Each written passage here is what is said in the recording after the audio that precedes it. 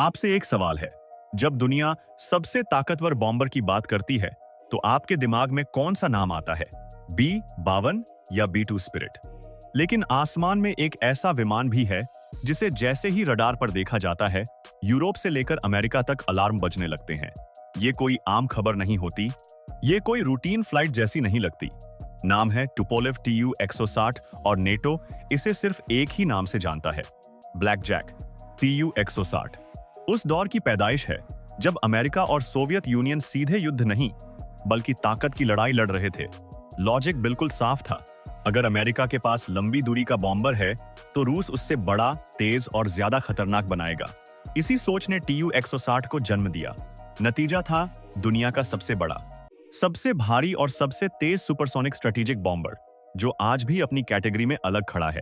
अब इसके आकार पर ध्यान दीजिए, करीब 54 मीटर लंबा, 55 मीटर तक फैला विंग स्पैन और 275 टन से ज्यादा मैक्सिमम टेक ऑफ वेट। ये सिर्फ बॉम्बर नहीं है, ये उड़ता हुआ दैत्य है।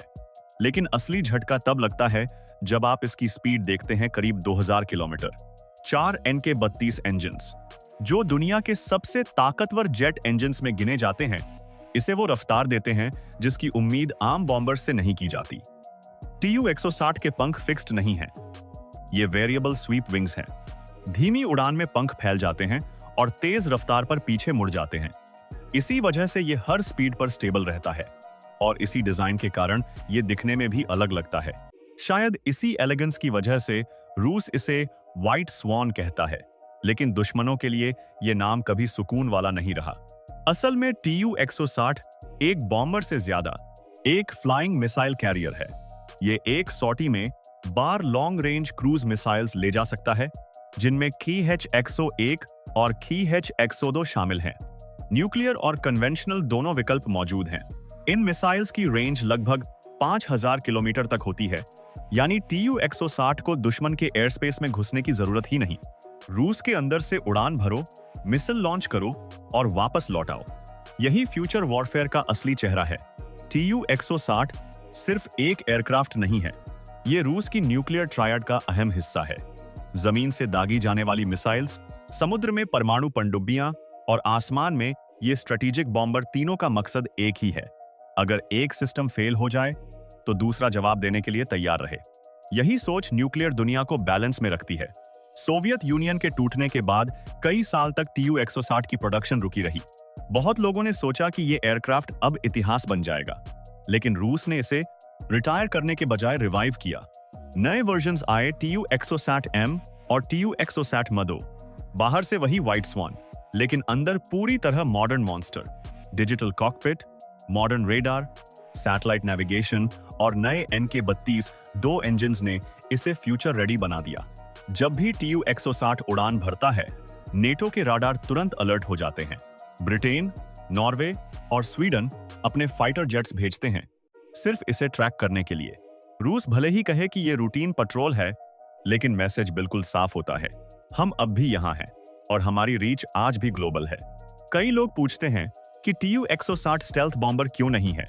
इसका जवाब फिलॉसफी में छुपा है। ये छुपने के लिए नहीं बना, ये ताकत दिखाने के लिए बना है। स्टेल्थ बॉम्बर्स चुपचाप आते हैं, लेकिन Tu-160 खुले आसमान में उड़ता है। ये मानो कहता है, हमें पता है कि तुम हमें देख रहे हो और हमें इससे कोई फर्क नहीं पड़ता। कई बार खुली ताकत छुपी ताकत से ज्यादा असर करती है। बार बार खबरों में आता है Russian bomber petrol near NATO air space. ये एक्सीडेंट नहीं है, ये प्लान्ड सिग्नल है।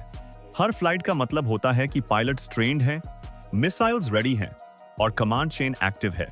ये सिर्फ थियरी नहीं है। Tu-160 को रियल कॉम्बैट मिशंस में भी इस्तेमाल किया जा चुका है। लंबी दूरी से प्रिसिजन क्रूज मिसाइल्स लॉन्च करके टारगेट्स हिट किए गए हैं, यानी ये फील्ड टेस्टेड प्लेटफॉर्म है। इतना बड़ा और तेज बॉम्बर उड़ाना हर पायलट के बस की बात नहीं।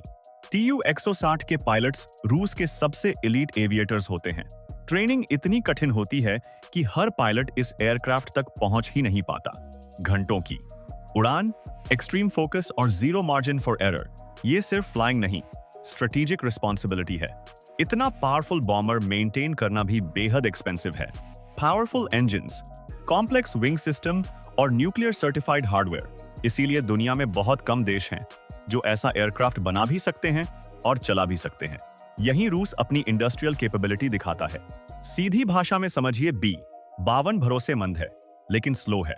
B2 स्टेल्थी है लेकिन बेहद महंगा है। Tu-160 फास्ट है, हैवी है और लॉन्ग रेंज मिसाइल कैरियर है। हर बॉम्बर का रोल अलग है, लेकिन स्पीड और पेलोड के मामले में Tu-160 आज भी यूनिक है। मिसाइल्स के जमाने में बॉम्बर की जरूरत क्यों है? क्योंकि बॉम्बर फ्लेक्सिबल होता है, मिशन बदला जा सकता है, मिसाइल स्वैप की जा सकती है और अटैक बीच में कैंसिल भी किया जा सकता है। फ्यूचर वॉर्स में फ्लेक्सिबिलिटी ही सबसे बड़ा हथियार होगी और Tu-160 कमांडर्स का इंश्योरेंस कार्ड बना रहेगा। जब Tu-160 उड़ता है तो वो सिर्फ मिलिट्री सिग्नल नहीं देता, वो पॉलिटिकल मैसेज भी देता है। एलाइज को भरोसा मिलता है, राइवल्स को वार्निंग और दुनिया को रिमाइंडर कि रूस स्ट्रेटेजिक एविएशन में अब भी पीछे नहीं है।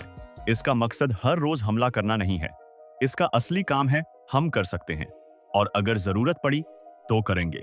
कई लोग कहते हैं कि कोल्ड वॉर खत्म हो चुका है, शायद कागजों में, लेकिन Tu-160 जैसे बॉम्बर्स आज भी वही माइंडसेट कैरी करते हैं, ताकत दिखाओ ताकि इस्तेमाल न करनी पड़े। यही वजह है कि 30-40 साल पुराना डिजाइन होने के बाद भी Tu-160 आज रेलेवेंट है। फ्यूचर वॉर्स में साइबर अटैक्स होंगे, सैटेलाइट्स गिरेंगी और कम्युनिकेशन टूटेगा। ऐसे समय में एक ऐसा बॉम्बर जो इंडिपेंडेंटली ऑपरेट कर सके प्राइसलेस हो जाता है। Tu-160 इसी सिनारियो के लिए परफेक्ट फिट है।